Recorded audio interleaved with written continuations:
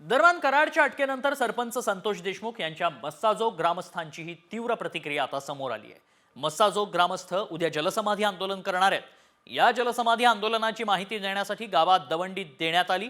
देशमुख हत्या प्रकरणातील 3 आरोपींना अटक करण्याची मागणी ग्रामस्थांनी केली आहे। आंदोलन होणार आहे ती ग्रामस्थ यांनी हजर राहावं।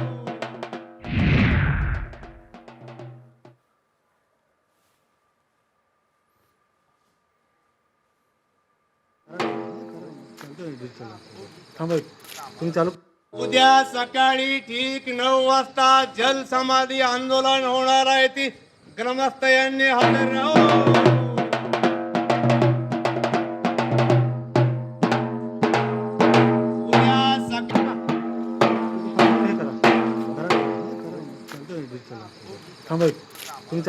उद्या सकाळी ठीक 9 वाजता जलसमाधी आंदोलन होणार।